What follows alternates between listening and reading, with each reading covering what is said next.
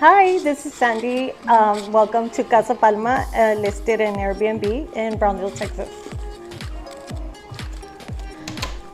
So this is the main living area, and of course we have this art piece. She's a horse, but I made her into a unicorn, and her name is Becky.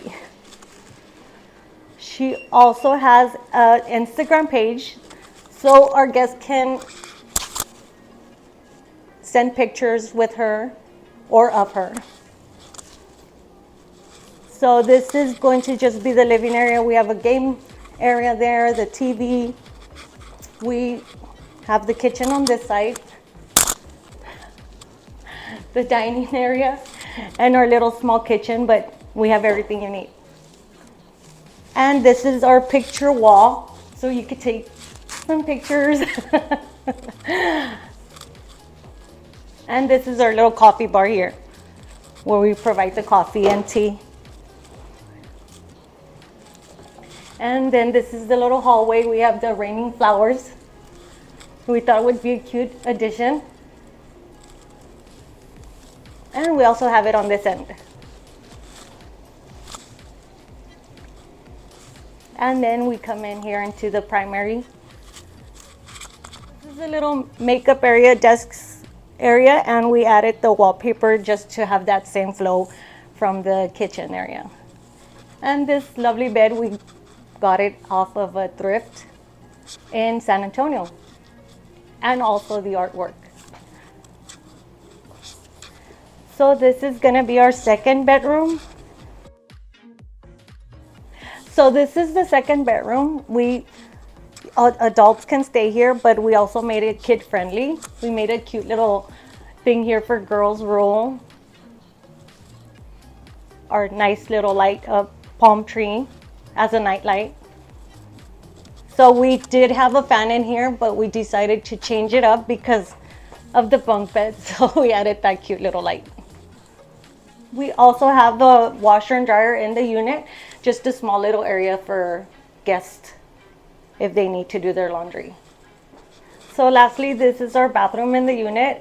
We do provide the towels, the hand towels, just things that you need for the bathroom. And we found these cute little signs. We thought it'd be cute for this Airbnb. Hey guys, welcome back to my channel. I'm here in Brownsville, Texas at this completely unique Airbnb. I'm with Cleo and Sandy and also Becky right here. Welcome guys, welcome to the channel. How did you guys get started with Airbnb?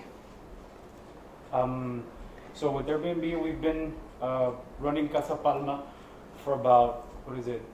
2 months. 2 months.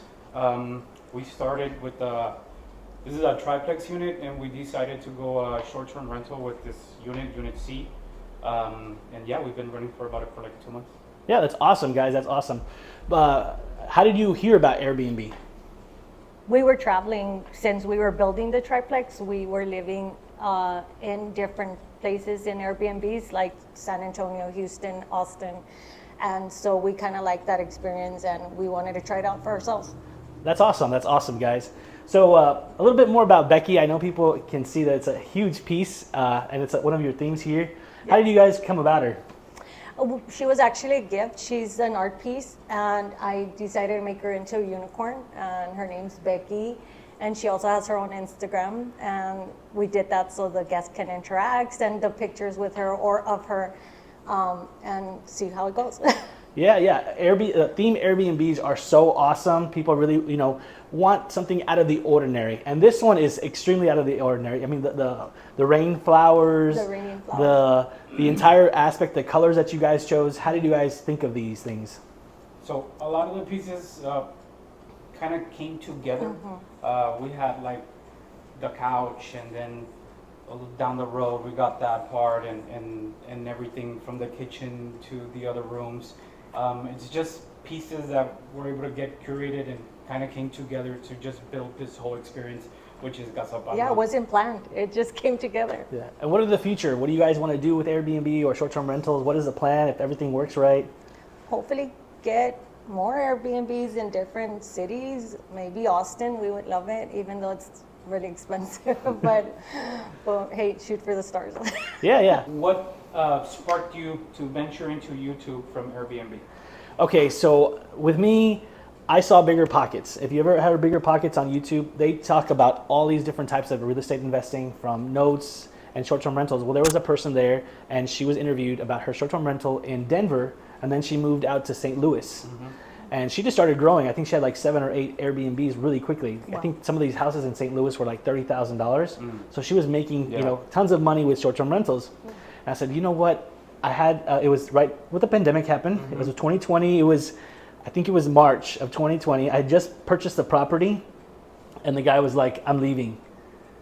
And I'm like, you know what? Let me try Airbnb. I want to try it. Let me see if it's something I can do, if I can make some money.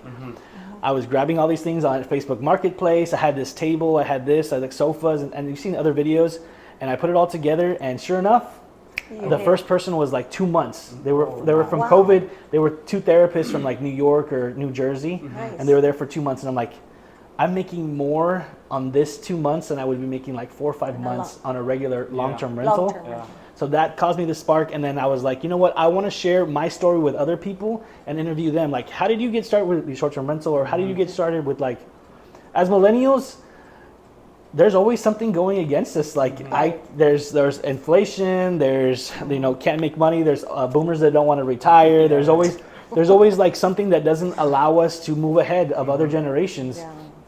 So I said, you know what, let me start this YouTube channel, and I'm going to show other people, okay, well, you can do short-term rentals, you can do stock investing, you can do, long-term rentals. Those are all things that people can do average, like nothing like crazy that they don't have to like say, oh, I can't do that. I can't do that. And they're like, I want to try. Yeah. That's awesome. Yeah. That's pretty cool. And smooth intro into YouTube. You just kind of went in there and just started putting the first one, and then just kept on going. Yeah, I was super nervous. I was super nervous the first time. Like I was like, take it again. Let's take another. Let's try it again. Let's try it again. Let's try it again. But then as you get going, it's like people want to learn. People are going to be on YouTube. People want to learn. I want to like show other people that I can do it. If I can do it, I'm from a small little town. I don't have all these huge connections. I don't have parents that had a lot of money. Like, my father passed away years ago. I don't have all these like huge connections to say, oh, I can make all this money and, doing this wholesaling this or doing that.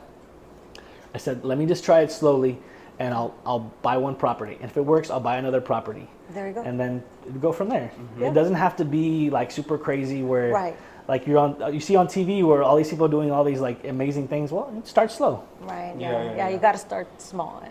And then one more that I had. If you go back to when you were stressed out running your first Airbnb to now with the multiple ones that you have, one thing that you were stressing that you didn't know that you know now. I was stressed like people having parties. Yeah. Now I'm stressed because people don't know how to turn on the tub. Like, no, for reals. Before I was like, oh, there's going to be a party there. Now I get like text messages at 10:30. How do you work the tub? How do you turn on the shower? Okay, well, there's have a little picture and you pull it down here and you turn on the water. Oh my gosh, thank you. And that's what stresses me out is like the small things. The small things that like, people are asking at like 2 a.m. Oh, I'm going to come visit tomorrow. Okay, I'm asleep right now. And then it's like, oh, can I be there at 9 o'clock? I'm sorry. You have to set boundaries. I'm sorry. Check in as soon as it's ready for you. If it's 1, 2, or 3 o'clock, it's going to be there for you. But like some people you can't make happy. Some people will leave your place sparkling clean. Yeah. Some people will trash your place like it's not their place. They don't care. Yeah. But things that stressed me out before was like parties. I've rarely ever had a party. I think I maybe had in the last 4 years 3 or 4 parties, and they weren't even like crazy big. I think one of them it was just like that sticky stuff. Oh, the foam. That was like hard to clean up. But everything else, it's been a breeze. Because it melts, right? Well, it just sticks. Like when it dries, it just sticks, and you just can't like clean it up, and you have to clean it and clean it. Tile, it's okay, but the walls. Yeah.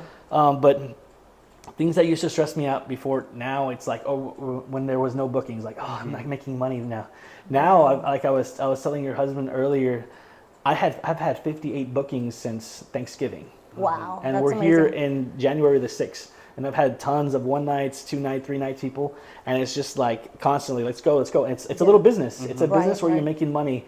It's like a little mini hotel. It's hospitality, and as you grow, because hopefully you guys will grow, you'll see that it's a business. It's a business where people are going to be happy or they're going to be upset, and you just gotta, you can't stress everything. Everything can't stress you out. You gotta say, okay, you know what? They didn't have a good time here. Okay, well let's go to the next guest. The next guest. Do it better. Yeah. And then you're gonna have repeat customers. Customers are gonna come like, I need to stay at your place again, or your place was awesome, or I need to take pictures, or I need to take this, or No, and it was a trip coming from the 1 year thing, living in the multiple places. Yeah. And we would go into, like, when you said right now you got the first booking for 2 months, sometimes I would send like a request and it was for like 3 months, and they would be scared, like, hey, what are you doing? Like, because they think you're going to stay for longer, And there were some people that would always, like, she booked one for like 2 months, I think. And then they text her back and they're like, are you sure you're going to book for this long? Yeah. Because it was barely starting. Yeah. People get nervous. People get nervous of people squatting. People get nervous of, I'm not going to have control. You get so used to like 1 week that they do get nervous when they have a big listing like that. But I'm happy because you don't have to see those people. Yeah, exactly. Like, you don't have to see those people. Most of the time they're here to work. Yeah. They're going to be working all day. They go to sleep. Maybe they'll bring a few people over or something like that. Like, I don't care. This is your spot. It's fine, This is your place for the next 2 or 3 months. They're responsible for their own toilet paper, paper towels. You set them up with a starter pack, but this is their place. And like you've seen at your place, when you rented out for that many months, people get nervous because there's a lot of fraud and scams. But once you have all those reviews and you see people's reviews, you're gonna be like, okay, that's a good place to go. Yeah, it's awesome. Yeah. Cool. Alrighty, guys. Well, thank you guys so much. Thank you guys for taking out your time. Thank you for showing us the incredible Airbnb that you have, the short-term rental. I hope with all the success. Make sure you guys like and subscribe. And thank you guys so much. Thanks. Bye. Bye.